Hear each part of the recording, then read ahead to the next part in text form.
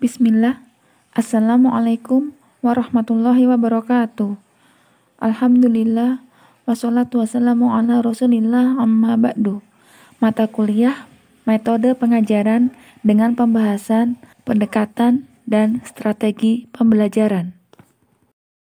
Guru yang profesional dituntut untuk dapat menampilkan keahliannya di depan kelas. Salah satu keahlian tersebut yaitu kemampuan seorang guru untuk menyampaikan pelajaran kepada siswa.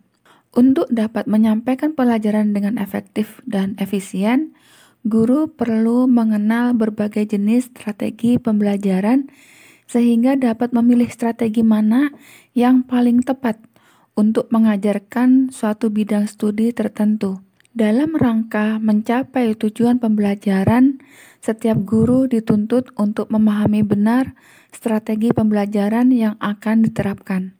Maka, seorang guru perlu memikirkan strategi pembelajaran yang akan digunakan. Pemilihan strategi pembelajaran yang tepat akan berdampak pada tingkat penguasaan atau prestasi belajar pada siswa. Strategi pembelajaran disusun berdasarkan suatu pendekatan tertentu.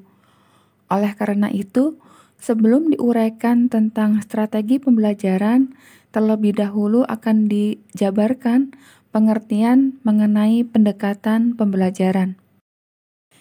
Pada pembahasan sebelumnya, kita dikenalkan dengan model pembelajaran, yang mana model pembelajaran itu terdiri atas pendekatan, strategi, metode, teknik, dan taktik pembelajaran. Model pembelajaran merupakan kerangka konseptual yang menggambarkan prosedur yang sistematis dalam mengorganisasikan proses belajar untuk mencapai tujuan pembelajaran. Model pembelajaran cakupannya masih luas, diibaratkan seperti yang tampak pada layar, semakin ke dalam maka akan semakin rinci. Kembali kita mengingat bahwa belajar merupakan proses perubahan perilaku yang sifatnya relatif permanen sebagai akibat dari interaksi dengan lingkungan. Dulu, mengajar merupakan proses menyampaikan informasi atau pengetahuan. Namun sekarang mengajar adalah membantu menciptakan lingkungan yang kondusif agar terjadi proses pembelajaran. Dan apa itu proses pembelajaran? Proses pembelajaran meliputi kegiatan belajar dan mengajar. Perubahan paradigma dalam pembelajaran. Yang pertama, mengenai pengetahuan. Dahulu, pengetahuan dipandang sebagai sesuatu yang sudah jadi, yang tinggal ditransfer dari guru ke murid. Namun, pada saat ini pengetahuan adalah hasil konstruksi atau bentukan atau hasil transformasi seseorang yang belajar. Sebelumnya, belajar adalah menerima pengetahuan, yang mana murid hanya bersifat pasif dan hanya menerima. Murid hanya menerima materi dari guru. Namun pada saat ini, belajar adalah mencari dan mengkonstruksi pengetahuan. Pada saat ini, peserta didik dituntut untuk aktif dalam pembelajaran. Selanjutnya, mengajar pada zaman dulu adalah menyampaikan pengetahuan. Metodenya secara klasikal yaitu ceramah.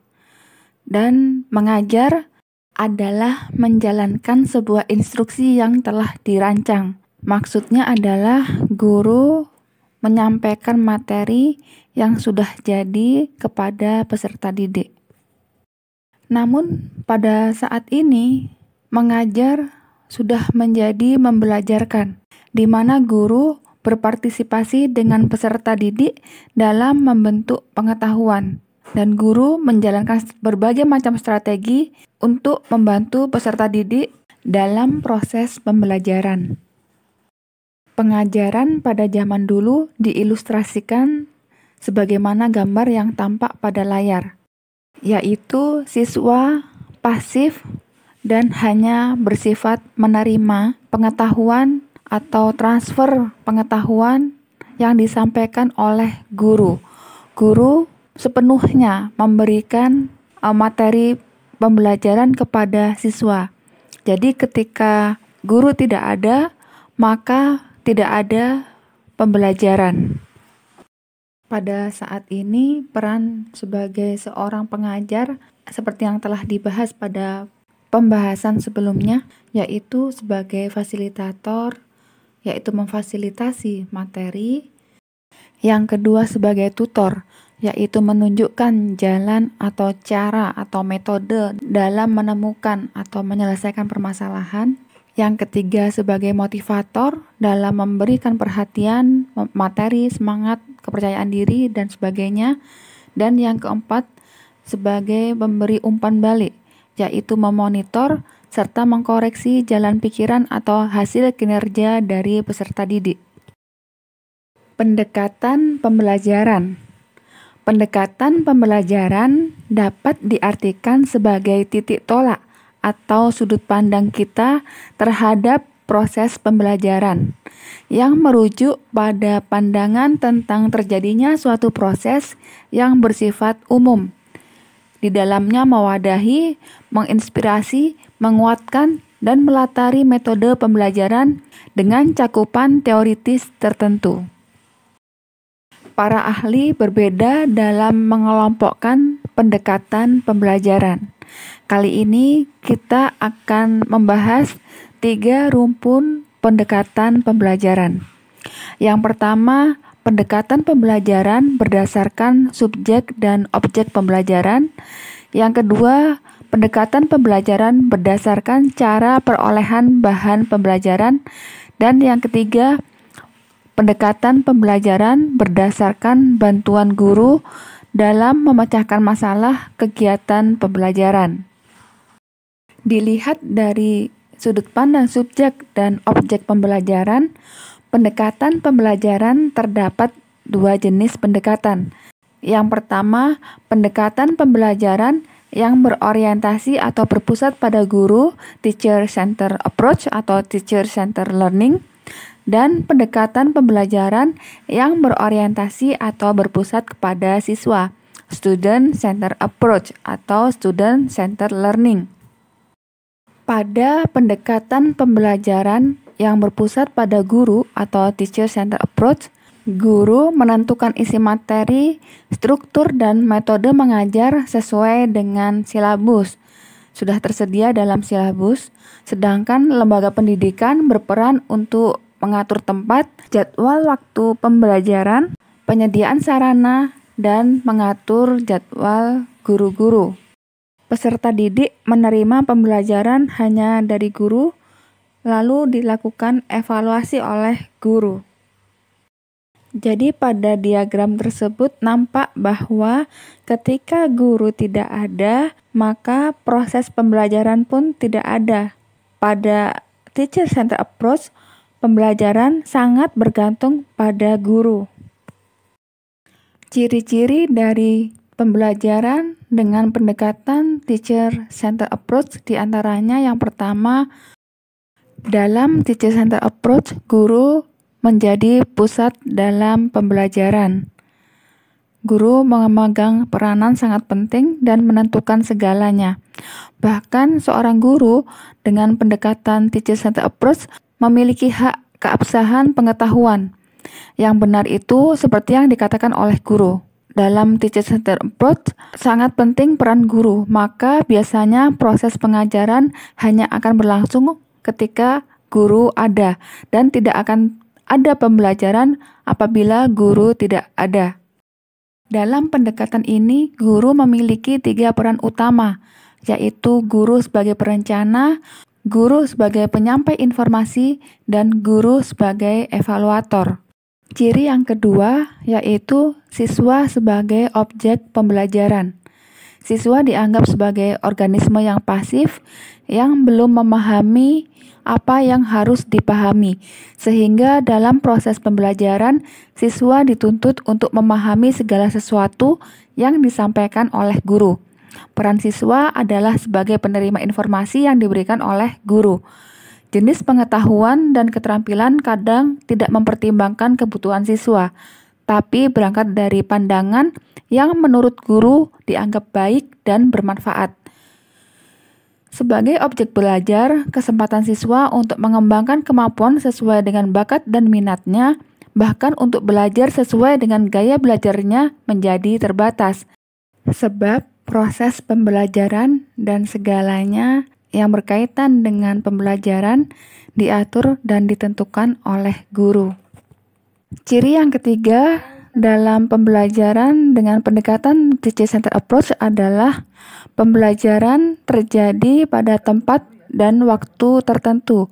Misalnya dengan penjadwalan yang ketat, siswa hanya belajar ketika ada kelas yang telah didesain sedemikian rupa sebagai tempat pembelajaran.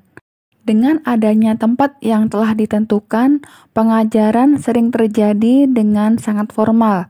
Siswa duduk di bangku dengan berjejer dan guru di depan kelas. Demikian juga hanya dalam waktu yang diatur sangat ketat. Misalnya ketika waktu belajar satu materi tertentu telah habis, maka siswa segera akan belajar materi lain sesuai dengan jadwal yang telah ditentukan.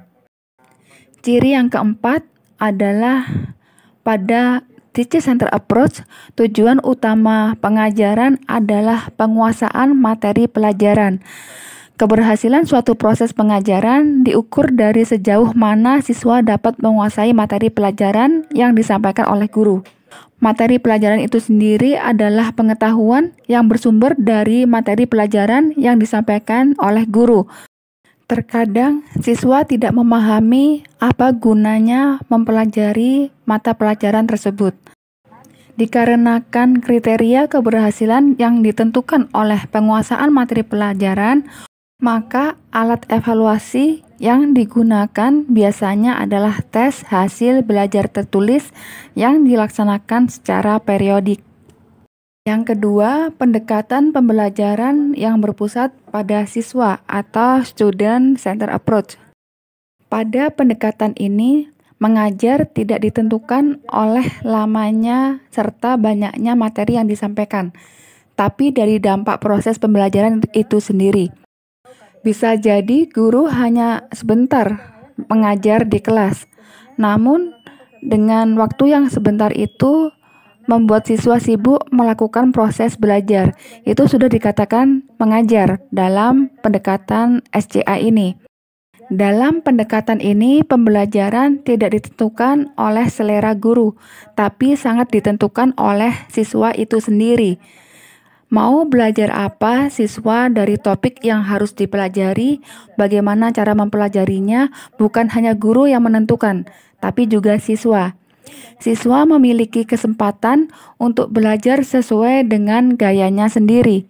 Dengan demikian, peran guru berubah dari sebagai sumber belajar menjadi peran sebagai fasilitator. Artinya, guru lebih banyak sebagai orang yang membantu siswa untuk belajar. Pada pendekatan ini, tujuan utama mengajar adalah untuk membelajarkan siswa. Oleh karena itu, kriteria keberhasilan proses mengajar tidak diukur dari sejauh mana siswa telah menguasai materi pelajaran, melainkan diukur dari sejauh mana siswa telah melakukan proses belajar. Dengan demikian, guru tidak lagi berperan hanya sebagai sumber belajar, tapi berperan sebagai orang yang membimbing dan memfasilitasi agar siswa mau dan mampu belajar. Inilah makna dari proses pembelajaran yang berpusat pada siswa. Siswa tidak dipandang sebagai objek belajar yang dapat diatur dan dibatasi oleh kemauan guru, melainkan siswa ditempatkan sebagai subjek yang belajar sesuai dengan minat, bakatnya, dan kemampuan yang dimiliki. Oleh sebab itu, materi apa yang seharusnya dipelajari dan bagaimana mempelajarinya tidak semata-mata ditentukan oleh keinginan guru, tapi memperhatikan setiap perbedaan siswa. Ciri yang kedua pada pendekatan ini adalah siswa sebagai subjek belajar. Dalam proses mengajar sebagai proses mengatur lingkungan, siswa tidak dianggap sebagai organisme yang pasif yang hanya sebagai penerima informasi, tapi dipandang sebagai organisme yang aktif yang memiliki potensi untuk berkembang. Mereka adalah individu yang memiliki potensi dan kemampuan.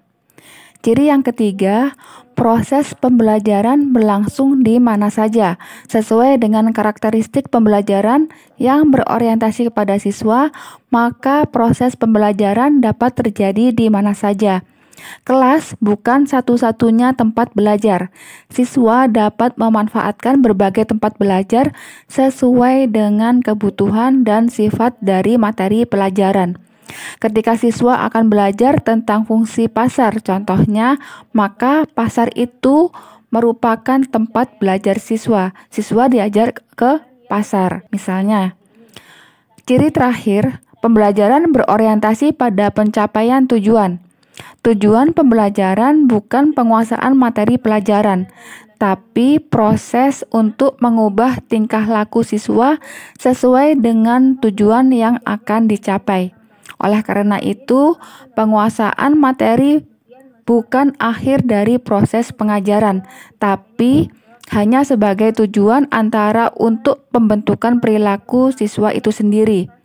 Untuk itu, metode dan strategi yang digunakan guru tidak hanya sekedar metode ceramah, tapi menggunakan berbagai macam metode.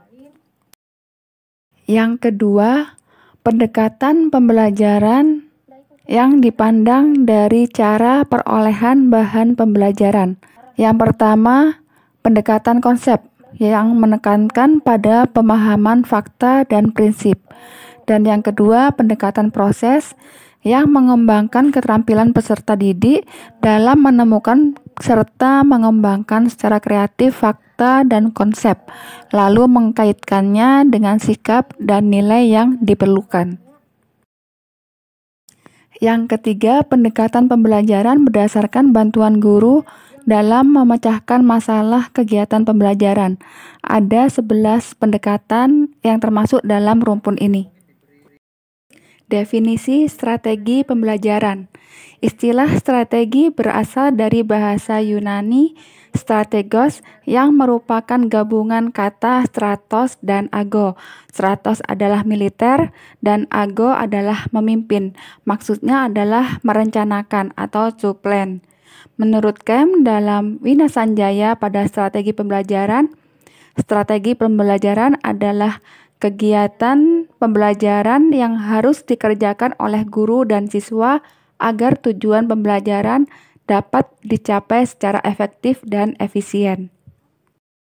Dick and Carey berpendapat bahwa strategi pembelajaran tidak hanya terbatas pada prosedur kegiatan, melainkan juga termasuk di dalamnya materi atau paket pembelajaran.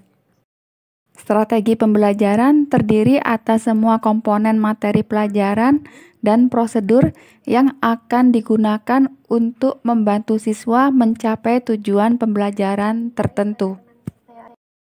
Strategi pembelajaran ada 5. Yang pertama, strategi pembelajaran langsung atau direct instruction. Strategi pembelajaran langsung merupakan pembelajaran yang diarahkan oleh guru. Strategi ini tergolong strategi yang sering digunakan. Strategi pembelajaran langsung efektif digunakan untuk memperluas informasi atau mengembangkan keterampilan langkah demi langkah. Pada strategi ini termasuk di dalamnya metode-metode ceramah, pertanyaan eksplisit, praktek dan latihan serta demonstrasi. Yang kedua, strategi pembelajaran tidak langsung atau indirect instruction. Strategi pembelajaran tidak langsung memperlihatkan bentuk keterlibatan tinggi siswa dalam melakukan observasi, penyelidikan, penggambaran inferensi berdasarkan data atau pembentukan hipotesis. Dalam pembelajaran tidak langsung, peran guru beralih dari penceramah menjadi fasilitator, pendukung, dan sumber personal atau resource person. Guru merancang lingkungan belajar, memberikan kesempatan siswa untuk terlibat, dan jika memungkinkan, memberikan umpan balik kepada siswa ketika mereka melakukan inquiry. Strategi pembelajaran tidak langsung mensyaratkan digunakannya bahan-bahan cetak, bahan-bahan non-cetak, dan sumber-sumber manusia. Yang ketiga, strategi pembelajaran interaktif. Strategi pembelajaran interaktif merujuk pada bentuk diskusi dan saling berbagi di antara peserta didik. Jadi, titik beratnya adalah diskusi dan sharing. Strategi pembelajaran interaktif dikembangkan dalam rentang pengelompokan dan metode-metode interaktif. Contoh dari strategi pembelajaran interaktif adalah diskusi kelas, diskusi kelompok kecil, dan pengerjaan tugas berkelompok atau kerjasama siswa secara berpasangan. Yang keempat, strategi pembelajaran pengalaman atau eksperiental. Strategi pembelajaran ini menggunakan pengalaman yang berpusat pada siswa dan berorientasi pada aktivitas. Penekanan dalam strategi belajar melalui pengalaman adalah proses belajar, bukan hasil belajar. Guru dapat menggunakan strategi ini baik di dalam kelas maupun di luar kelas. Contoh dari strategi pembelajaran ini adalah metode simulasi, metode observasi, eksperimen, karya wisata, dan sebagainya. Yang kelima, strategi pembelajaran mandiri. Strategi pembelajaran mandiri merupakan pembelajaran yang bertujuan untuk membangun inisiatif individu, kemandirian, dan peningkatan diri. Strategi ini memberikan kesempatan kepada peserta didik untuk bertanggung jawab dalam merencanakan dan memacu belajarnya sendiri. Fokus pada pembelajaran strategi pembelajaran mandiri ini adalah merencanakan belajar mandiri siswa di bawah bimbingan guru atau supervisi dari guru. Contohnya adalah pembelajaran modul. Pertimbangan dalam memilih strategi pembelajaran diantaranya kompetensi yang ingin dicapai, apa tujuan pembelajaran yang diadakan, misalnya mata kuliah metode pengajaran, difokuskan outputnya adalah bisa membuat perangkat pembelajaran serta bisa melakukan micro teaching. Atau bisa juga dengan terpenuhinya 3 ranah pembelajaran. Yang kedua, dilihat juga dari karakter siswa, dilihat gaya belajarnya atau karakter pembelajaran, suasana pembelajaran di dalam kelas. Yang ketiga, biaya. Jika kita melakukan pembelajaran memerlukan biaya yang tinggi, bisa dipertimbangkan apakah efektif atau tidak efektif. Yang keempat, ketersediaan media. Media pembelajaran diperlukan untuk mendukung strategi pembelajaran. Dan yang kelima, kepraktisan. Pemilihan dalam menentukan strategi pembelajaran dapat menentukan keberhasilan proses pembelajaran. Kemudian apa saja cakupan dari strategi pembelajaran? Yang pertama, adanya urutan kegiatan pembelajaran yang berupa tahapan kegiatan penyampaian isi pelajaran kepada siswa. Yang kedua, metode pembelajaran, yaitu cara pengajar mengorganisasikan materi dan siswa agar terjadi proses pembelajaran dengan efektif dan efisien. Yang ketiga, ada media pembelajaran, yaitu peralatan dan bahan yang digunakan oleh pengajar dan siswa dalam proses pembelajaran. Dan yang keempat, waktu, yaitu lamanya aktivitas yang digunakan dari setiap aktivitas pembelajaran. Kemudian sebagai tambahan informasi saja, Apa saja komponen yang ada pada strategi pembelajaran? Menurut Dick and Carey, komponen strategi pembelajaran ada 4, yaitu kegiatan prainstruksional, kegiatan penyajian informasi, partisipasi siswa, dan kegiatan evaluasi. Ada 9 urutan kegiatan instruksional oleh Gates dan Bridge. Yang pertama, memotivasi untuk menarik perhatian siswa terhadap pembelajaran. Yang kedua, menjelaskan tujuan instruksional kepada siswa. Yang ketiga, mengingatkan kompetensi prasyarat mata pelajaran. Yang keempat, memberi stimulus, yaitu berupa masalah, topik, dan konsep yang berkaitan dengan materi pembelajaran. Yang kelima, memberi petunjuk belajar.